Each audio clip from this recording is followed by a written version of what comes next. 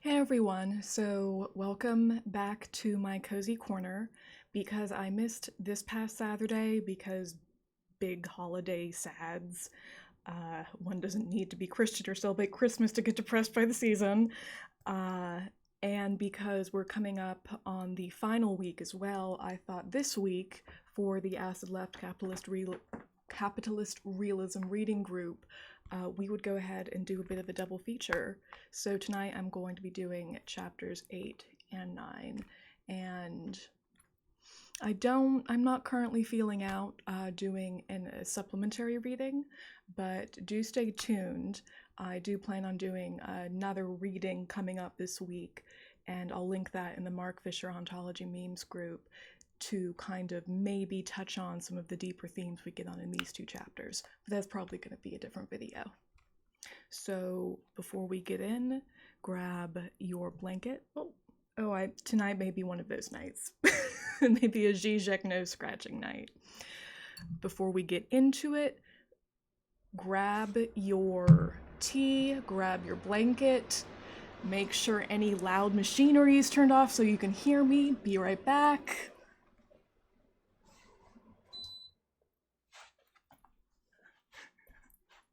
Sorry about that. Left my air conditioning on. Make sure your book is right side up too if you're following along. Grab your tea, grab your blanket, grab your cozy cat if they decide to creep up on you. I see you, Augustus. And if you're not drinking tea, maybe have a good glass of apple cider like I am this evening. Cheers. Or as we say, l'chaim. And settle in. Okay. Chapter 8, Capitalist Realism. There is no central exchange. Although excoriated by both neoliberalism and neoconservatism, the concept of the nanny state continues to haunt capitalist realism. The specter of big government plays an essential libidinal function for capitalist realism. It is there to be blamed precisely for its failure to act as a centralizing power, the anger directed at it, much like the fury Thomas Hardy supposedly spat at God for not existing. Time and time again, James Meek observed in an LRB piece on water privatization in Britain, conservative and Labour governments have discovered that when they give powers to private companies and those private companies screw up, voters blame the government for giving the powers away rather than the companies for misusing them. Meek was visiting Tewkesbury, one of the British towns that was the victim of serious flooding in 2007, a year after the disaster. On the face of it, the flooding and the consequent failure of services was the fault of privatized water companies and house builders, yet Meek found that this was not the way most of the local residents saw it. In Tewkesbury, Meeks wrote, in general, there's more hostility towards the government, the council, and the Environment Agency for not stopping house builders than there is towards the house builders for building houses or buyers for buying them. When insurers raise their premiums, more blame is directed at the government for not spending enough on flood defenses than at insurers for raising the premiums, or at people who choose to live in a flood-prone valley but don't like paying extra for it. This syndrome was repeated on a much grander scale with a disaster of a different kind, the bank crisis of 2008. The media focus was on the excesses of individual bankers and on the government's handling of the crisis, not on the systemic causes of the crisis. I'm not muted. I have to do that at the beginning of every single video, I feel. Even if I've made sure it wasn't muted before I started filming. I don't for a moment want to excuse New Labour for its part in such disasters, but it has to be recognized that focus on government, like the focus on immoral individuals, is an act of deflection. Scapegoating an important government, running around to clean up the messes made by its business friends, arises from bad faith from a continuing hostility to the nanny state that nevertheless goes alongside a refusal to accept the consequences of the sidelining of government and global capitalism. A sign, perhaps, that at the level of political unconscious it is impossible to accept that there are no overall controllers, that the closest thing we have to ruling powers now are nebulous, unaccountable interests exercising corporate irresponsibility. A case of fetishist disavowal, perhaps. We know perfectly well that the government is not pulling the strings, but nevertheless. The disavowal happens in part because the centerlessness of global capitalism is radically unthinkable. Although people are interpolated, that's a word, now as consumers, as Wendy Brown and others have pointed out, the government itself is presented as a kind of commodity or service. They still cannot help but think of themselves as if they were citizens. The closest that most of us come to a direct experience of the centerlessness of capitalism is an encounter with a call center. As a consumer in late capitalism, you increasingly exist in two distinct realities. The one in which the services are provided without a hitch, and another reality entirely, the crazed Kafkaesque labyrinth of call centers, a world without memory, where cause and effect connect together in mysterious, unfathomable ways, where it is a miracle that anything ever happens and you lose hope of ever passing back over to the other side, where things seem to function smoothly. What exemplifies the failure of the neoliberal world to live up to its own PR better than the call center. Even though the universality of bad experiences with call centers does nothing to unsettle the operating assumption that capitalism is inherently efficient. The operating assumption that capitalism is inherently efficient, as if the problems with call centers weren't the systemic consequences of a logic of capital, which means organizations are so fixated on making profits that they can't actually sell you anything. The call center experience distills the political phenomenology of late capitalism, the boredom and frustration punctuated by cheerily piped PR, the repeating of the same dreary details many times to different poorly trained and badly informed operatives, the building rage that must remain impotent because it can have no legitimate object, since, as is very quickly clear to the caller, there is no one who knows, and no one who could do anything, even if they could. Anger can only be a matter of venting. It is aggression in a vacuum, directed at someone who is a fellow victim of the system, but with whom there is no possibility of communality. Just as the anger has no proper object, it will have no effect. In this experience of a system that is unresponsive, impersonal, centerless, abstract, and fragmentary, you are as close as you can be to confronting the artificial stupidity of capital in itself. Call center angst is one more illustration of the way that Kafka is poorly understood as exclusively a writer on totalitarianism. A decentralized, market-Stalinist bureaucracy is far more Kafkaesque than one in which there is a central authority. Read, for instance, the bleak farce of Kay's encounter with the telephone system in the castle, and it is hard not to see it is uncannily prophetic of the call center experience.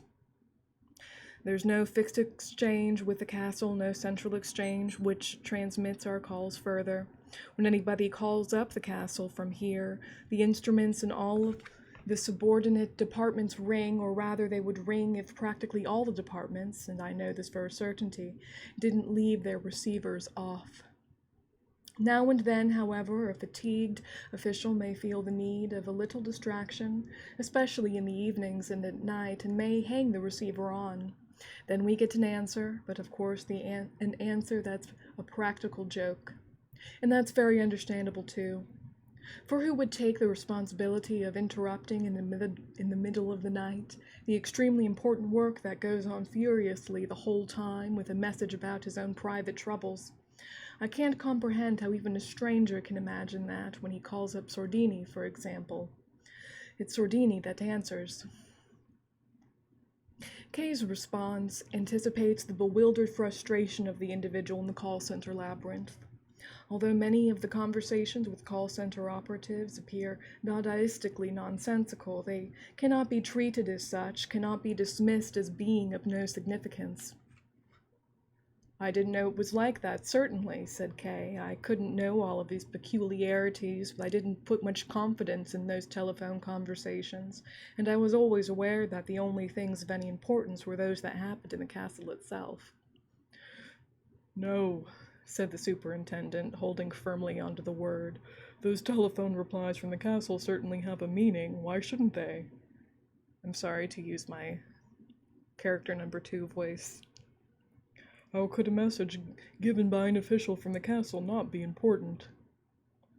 The supreme genius of Kafka was to have explored the negative ethology proper to capital.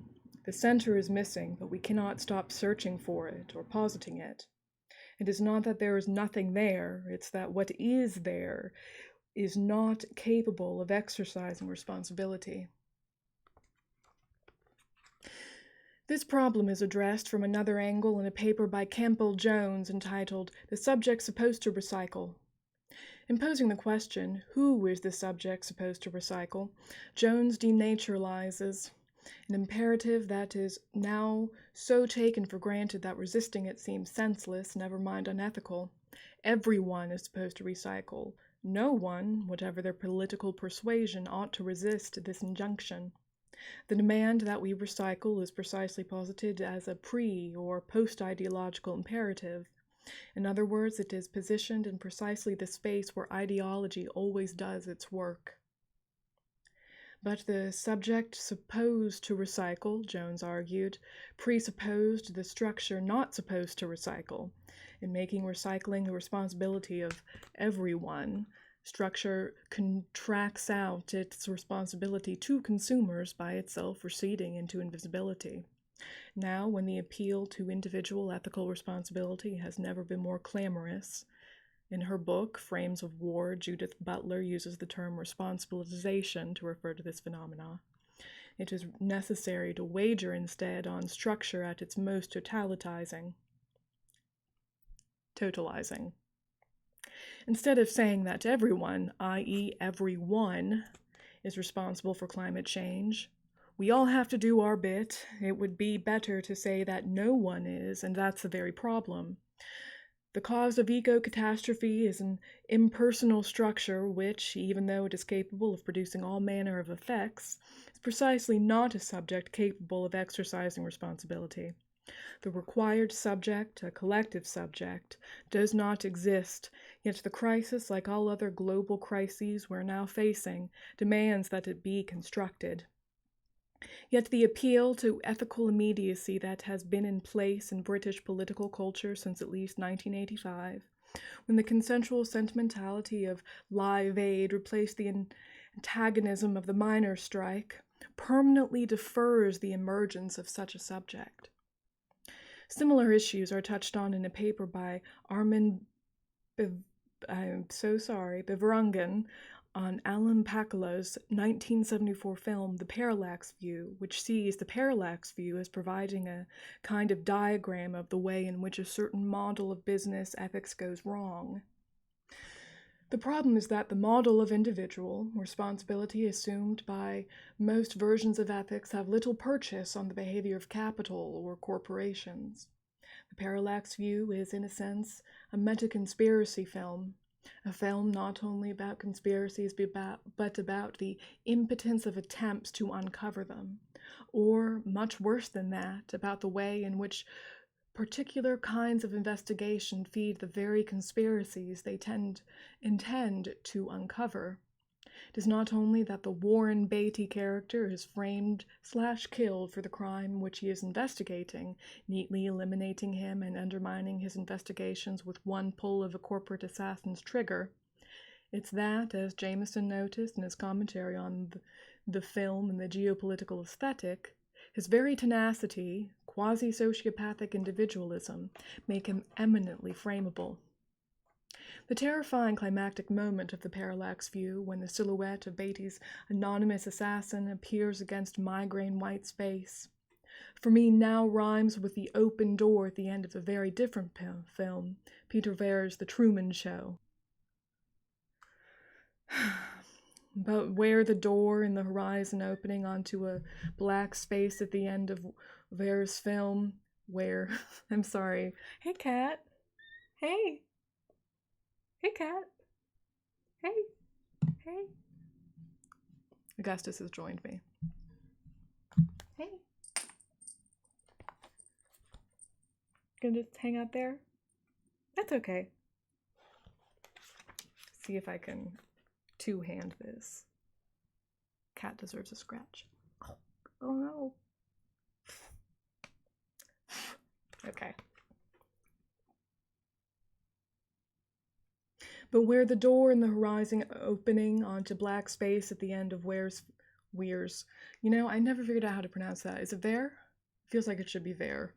Into Wehr's film connotes a break in a universe of total determinism, the nothingness on which existentialist freedom depends. Parallax View's final open door opens onto a world conspiratorially organized and controlled as far as the eye can see, says Jameson. This anonymous figure with a rifle in the doorway is the closest we get to seeing the conspiracy as itself.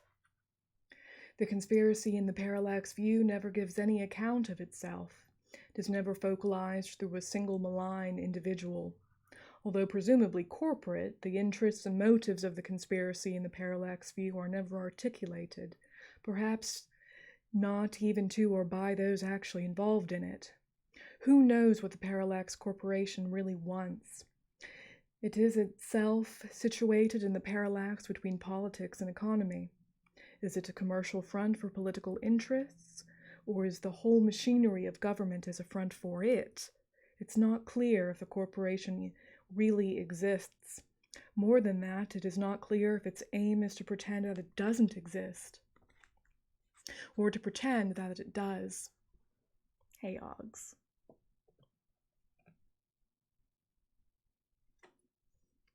There are certainly conspiracies in capitalism, but the problem is that they are themselves only possible because of a deeper level structures that allow them to function. Does anyone really think, for instance, that things would improve if we replaced the whole managerial and banking class with a whole new set of better people? Surely, on the contrary, it is evident that the vices are engendered by the structure, and that while the structure remains, the vices will reproduce themselves.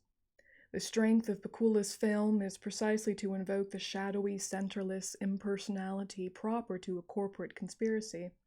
As Jameson observes, what Pakula captures so well in the parallax view is a particular kind of corporate affective tonality.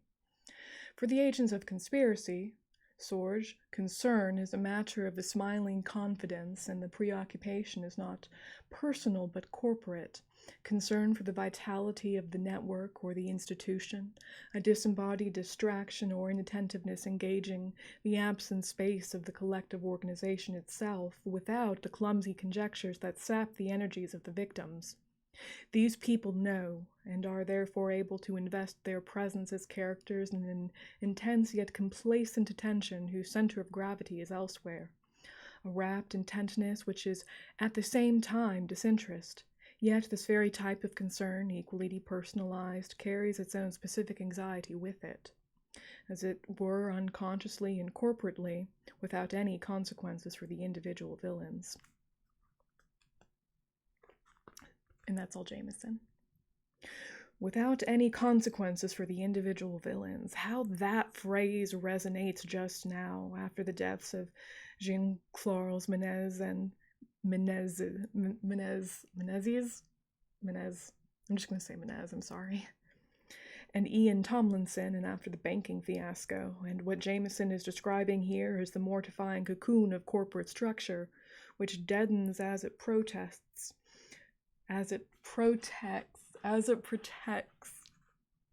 which hollows out absence, the managers, ensure that their intention is always displaced, ensures that they cannot listen. The delusion that many who enter into management with high hopes is precisely that they, the individual, can change things, that they will not repeat what their managers had done, that things will be different this time. But watch someone step up into management, and it's usually not very long before the gray petrification of power starts to subsume them. It is here that structure is palpable. You can practically see people taking over, hear its deadened/deadening judgment speaking through them. Hey, cat.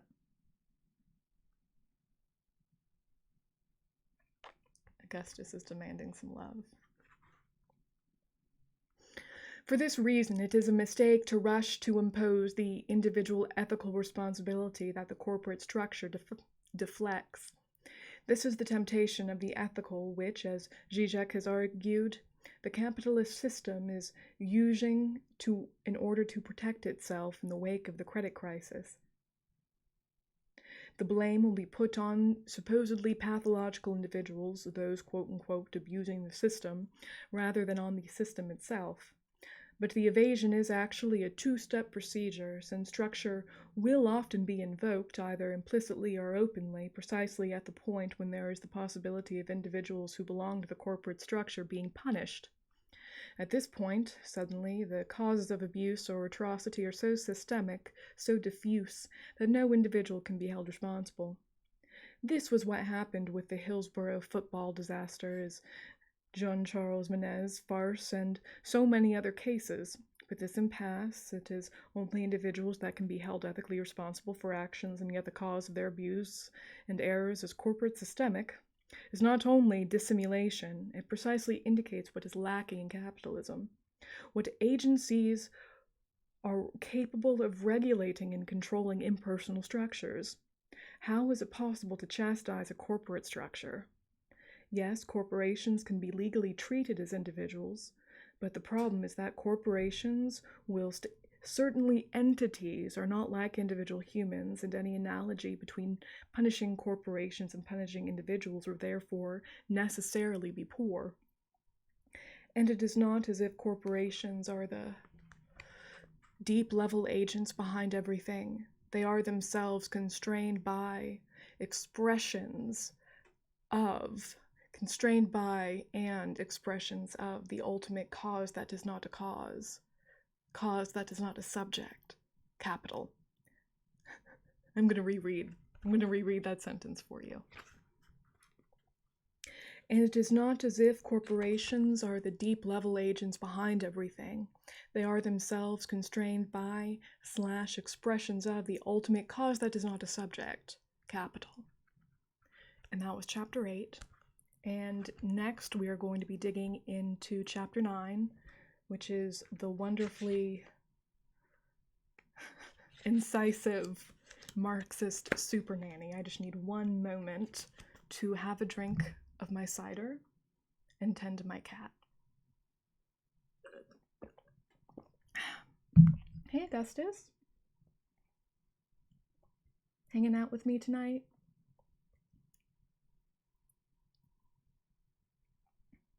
He likes it when I read to him and other people. Such a good baby boy. Yeah. Okay. Oh boy. This is the fun one.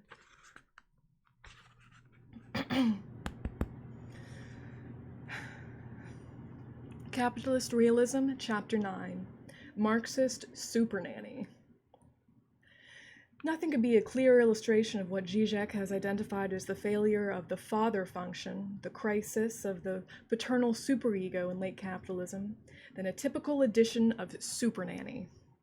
The program offers what amounts to a relentless, although of course implicit, attack on postmodernity's permissive hedonism.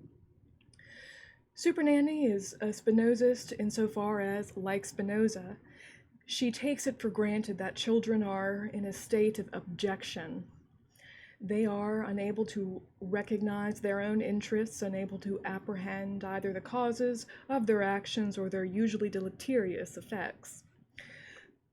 But the problems that Super Nanny confronts do not arise from the actions or character of the children, who can only be expected to be idiotic hedonists, but with the parents. It is the parents' following of the trajectory of the pleasure principle, the path of least resistance, that causes the most of the misery in the families. In a pattern that quickly becomes familiar, the parents' pursuit of the easy life lends them to accede to their children's every demand, which becomes increasingly tyrannical. Rather like many teachers or other workers in what used to be called public service, Super Nanny has to sort out problems of socialization that the family can no longer resolve. A Marxist Super Nanny would of course turn away from troubleshooting of individual families to look at the structural causes which produce the same repeated effect. The problem is that late capitalism insists and relies upon the very equation of desire with interests that parenting used to be based on rejecting. In a culture in which the paternal concept of duty has been subsumed into the maternal imperative to enjoy, it can be seen that the parent is failing in their duty if they in any way impede their children's absolute right to enjoyment. Partly this is an effect of the increasing requirement that both parents work. In these conditions, when the parent sees the child very little, the tendency will often be to refuse to occupy the oppressive function of telling the child what to do. The parental disavowal of this role is doubled at the level of cultural production by the refusal of gatekeepers to do anything but give audiences what they already appear to want. The concrete question is, if a return to the paternal superego, the stern father in the home, Reithian superciliousness in broadcasting, is neither possible nor desirable, then how are we to move beyond the culture of monotonous, moribund conformity that results from a refusal to challenge or educate? A question as massive as this cannot, of course, be finally answered in a short book such as this, and what follows here will amount to a few starting points and suggestions. In brief, though I believe that it is Spinoza who offers the best resources for thinking through what is a paternalism without the father might look like. In Tarrying with the Negative, Zizek famously argues that a certain Spinozism is the ideology of late capitalism. Zizek believes that Spinoza's rejection of deontology for an ethics based around the concept of health is allegedly flat with capitalism's amoral affective engineering. The famous example here is Spinoza's reading of the myth of the fall and the foundation of law. On Spinoza's account, God does not condemn Adam for eating the apple because the action is wrong. He tells him that he should not consume the apple because it will poison him. For Zizek, this dramatizes the termination of the father function. An act is wrong not because Daddy says no, Daddy only says it is wrong because performing the act will be harmful to us. In Zizek's view, Spinoza's move both deprives the grounding of law in a sadistic act of scission, the cruel cut of castration, at the same time as it denies the ungrounded positing of agency in an act of pure volition in which the subject assumes responsibility for everything. In fact, Spinoza has immense resources for analyzing the affective regime of late capitalism, the Videodrome control apparatus described by Burroughs, Philip K. Dick, and David Cronenberg, in which agency is dissolved in a phantasmagoric haze of psychic and physical intoxicants. Flatline constructs. Like Burroughs, Spinoza shows that, far from being an aberrant condition, addiction is the standard state for human beings who are habitually enslaved into reactive and repetitive behaviors by frozen images of themselves and the world. Freedom, Spinoza shows, is something that can be only achieved when we can apprehend the real causes of our actions, when we can set aside the sad passions that intoxicate and entrance us.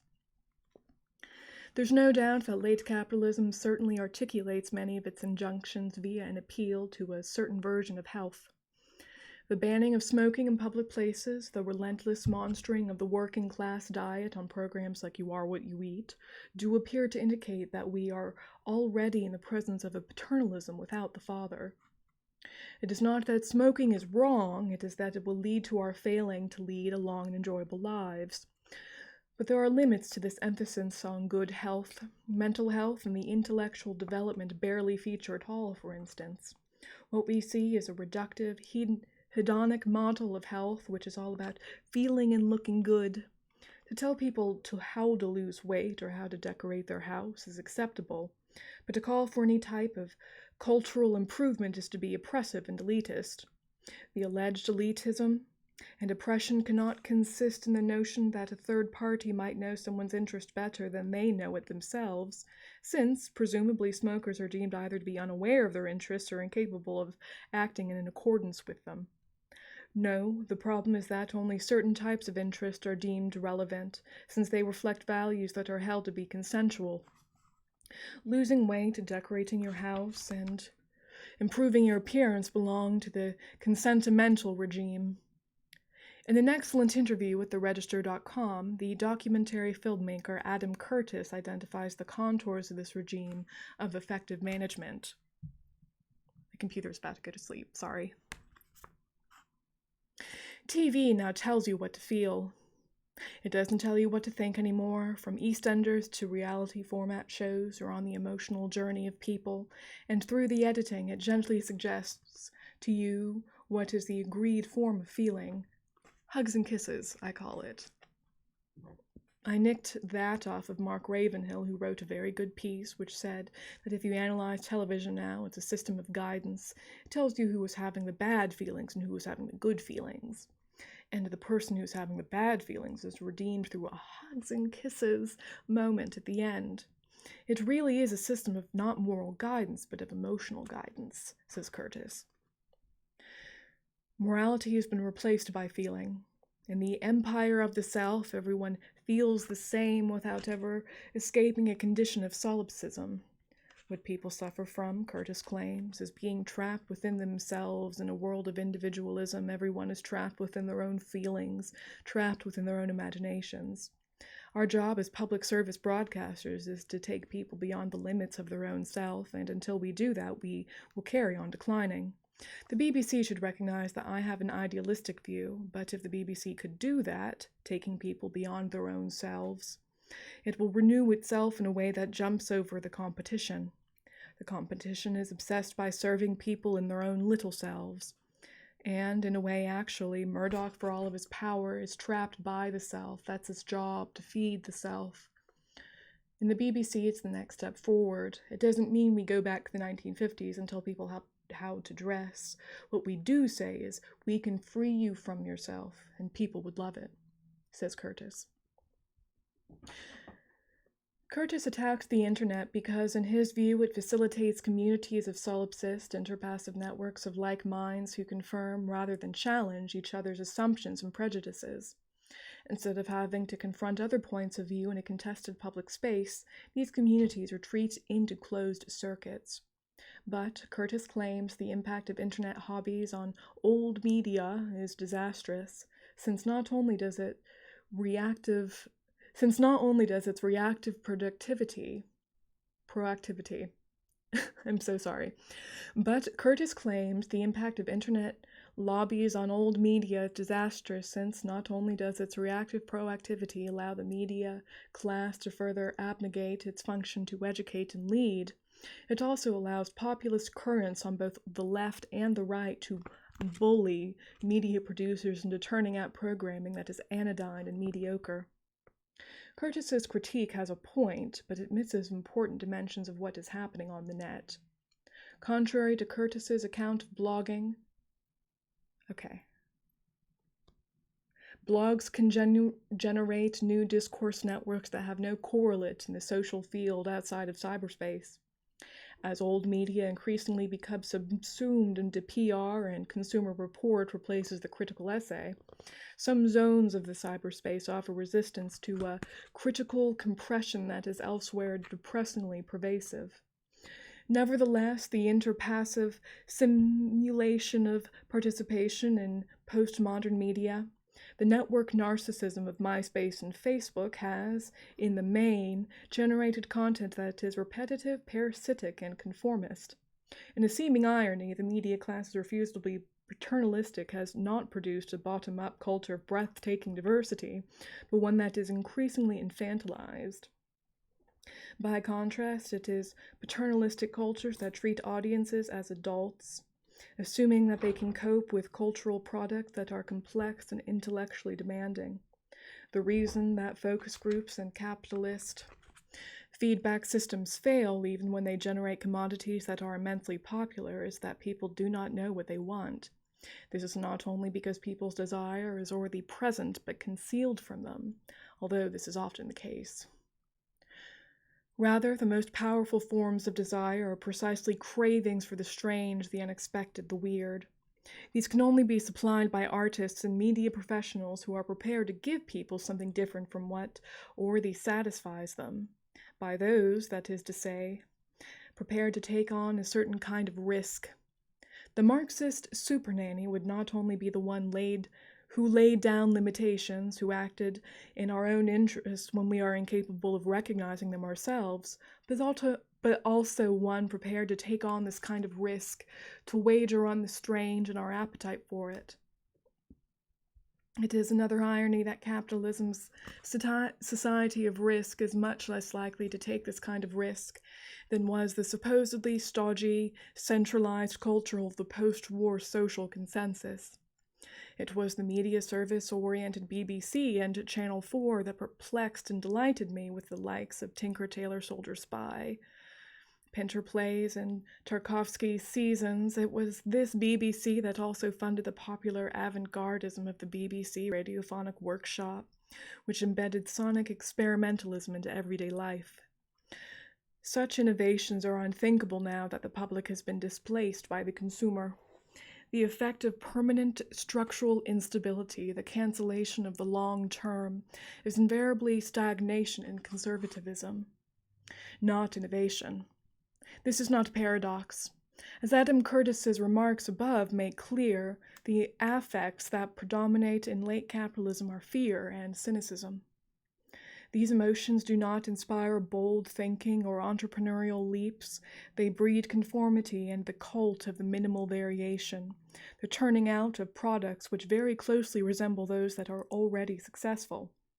Meanwhile, films such as the aforementioned Tarkovsky Solaris and Stalker, plundered by Hollywood since as far back as Alien and Blade Runner, were produced in the ostensibly moribund conditions of the Brezhnevite Soviet state, meaning that USSR acted as a cultural entrepreneur for Hollywood.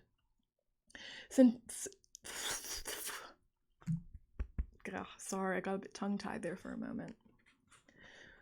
Since it is now clear that a certain amount of stability is necessary for cultural vibrancy, the question to be asked is, how can this stability be provided, and by what agencies?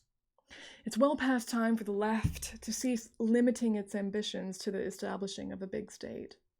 But being at a distance from the state does not mean either abandoning the state or retreating to the private space of affects and diversity, which Zizek rightfully argues is the perfect complement to neoliberalism's domination of the state. It means recognizing that the goal of a genuinely new left should not be to take over the state, but to subordinate the state to the general will. This involves naturally resuscitating the very concept of a general will, reviving and modernizing the idea of a public space that is not reducible to an aggregation of individuals and their interests. The methodological individualism of the capitalist realist worldview presupposes the philosophy of Max Stirner as much as that of Adam Smith or Hayek, in that it regards notions such as the public as spooks, phantom abstractions devoid of content. All that is real is the individual and their families. The symptoms of the failures of this worldview are everywhere, in a disintegrated social sphere in which teenagers shooting each other has become commonplace, in which hospitals incubate aggressive superbugs, and what is required is that effect be connected to structural cause. Against the postmodernist suspicion of grand narratives, we need to reassert that, far from being isolated, contingent problems. These are all the effects of a single systemic cause, capital. We need to begin, as if for the first time, to develop strategies against a capital which presents itself as ontologically as well as geographically ubiquitous. Despite initial appearances and hopes, capitalist realism is not undermined by the credit crisis of 2008. The speculations that capitalism might be on the verge of collapsing soon proved to be unfounded. It quickly became clear that, far from constituting the end of capitalism, the bank bailouts were a massive reassertion of the capitalist realist insistence that there is no alternative. Allowing the banking system to disintegrate was held to be unthinkable, and what ensued was a vast hemorrhaging of public money into private hands. Nevertheless, what did happen in 2008 was the collapse of the framework which has provided ideological cover for capitalist accumulation since the 1970s. After the bank bailouts, neoliberalism has, in every sense, been discredited. That is not to say that neoliberalism has disappeared overnight. On the contrary, its assumptions continue to dominate political economy, but that they do so now as no longer part of an ideological project that has a confident forward momentum, but is inertial, undead defaults. We can now see that, while neoliberalism was necessarily capitalist realist, capitalist realism could not be neoliberal. In order to save itself, capitalism could revert to a model of social democracy or to a children of men-like authoritarianism. Without a credible and coherent alternative to capitalism, capitalist realism will continue to rule the political, economic unconscious. But even if it is now evident that the credit crisis will not lead to the end of capitalism all by itself, the crisis has led to the relaxing of a certain kind of mental paralysis.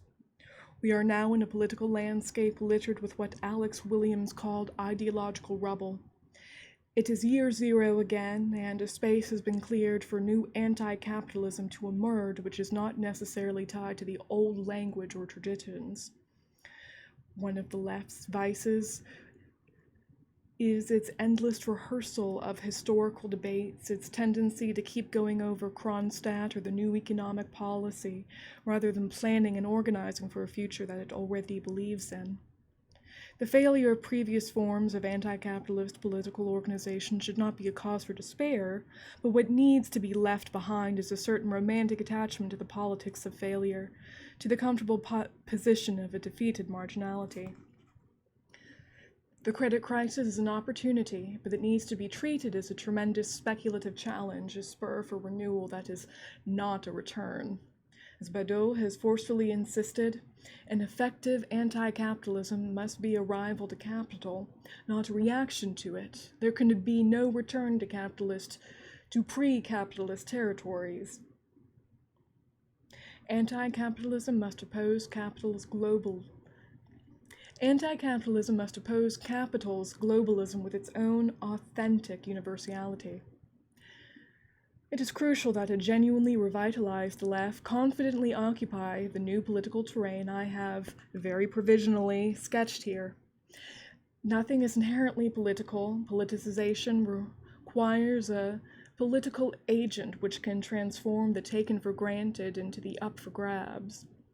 If neoliberalism triumphed by incorporating the desires of the post-68 working class, a new left could begin by building on the desires which neoliberalism has generated, but which has been unable to satisfy.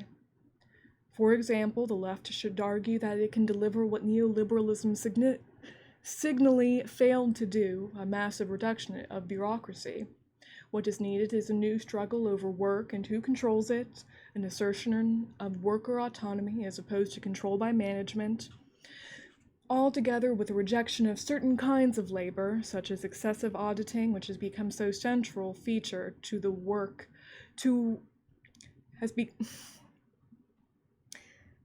together with a rejection of certain kinds of labor, such as the excessive auditing, which has become so central feature of work in post-Fordism. This is a struggle that can be won, but only if a new political subject coalesces. It is an open question as to whether the old structures, such as the trade unions, will be capable of nurturing that subjectivity, or whether it will entail the formation of wholly new political organizations. New forms of industrial action need to be instituted against managerialism. For instance, in the case of teachers and lecturers, the tactic of strikes or even of marking bans should be abandoned because they only hurt students and members. At the college where I used to work, one-day strikes were pretty much welcomed by management because they saved on the wage bill whilst causing negligible disruption for the college. It's a long parenthetical, Fisher. What is neat is it... I'm so tongue-tied tonight, I'm sorry. Hold on one moment.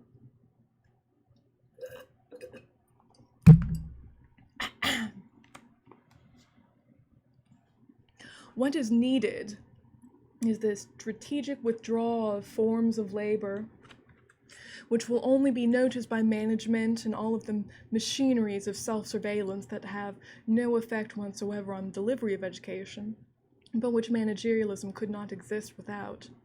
Instead of the gestural, spectacular politics around the noble causes like Palestine, it's time that teaching unions got far more imminent and take the opportunity opened up by the crisis to begin to rid public services of business ontology.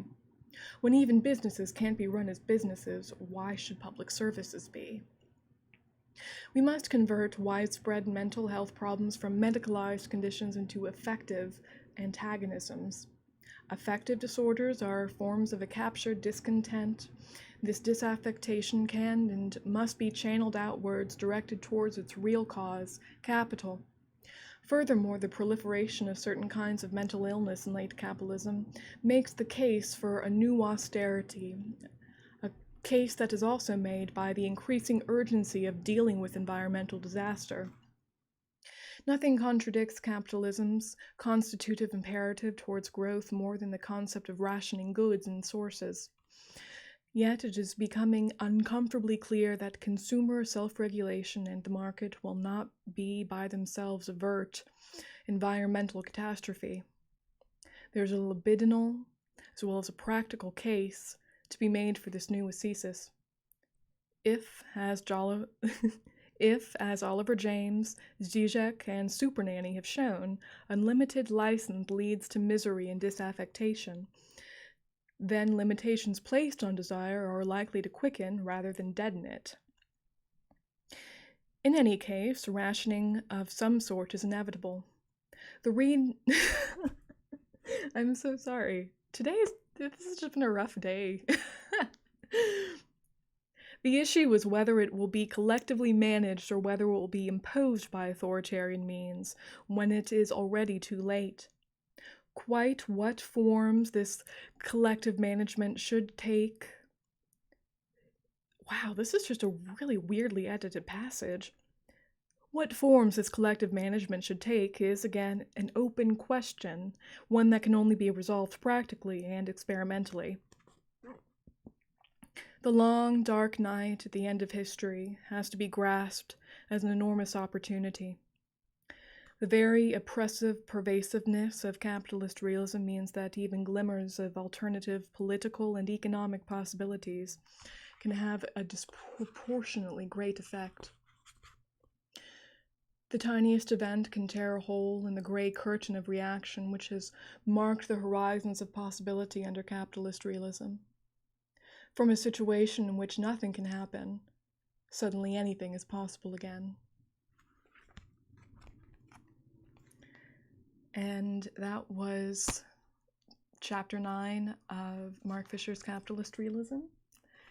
And wow, that ends, I suppose, my venture into capitalist realism for the Acid Left reading group. Anything is possible. Just gonna sit with that a moment. But thank you so much for joining me this evening. I hope you enjoyed. I apologize. If you do enjoy them, I apologize for my lack of tangential thinkings. This is been a bit of a rough holiday season for me, as I'm sure it has been for many of you as well. But thank you so much. I hope you are safe. I hope you're doing well.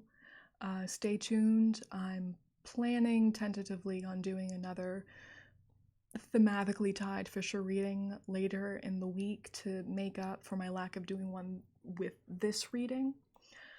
But we'll see. Thank you so much. And what's going to be my sign off tonight? I'm going to keep it simple because sad girl times.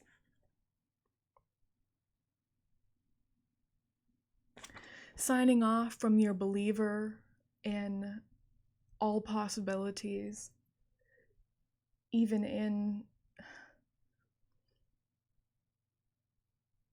these most distant and fragmentary of times, Doomer GF. Good evening.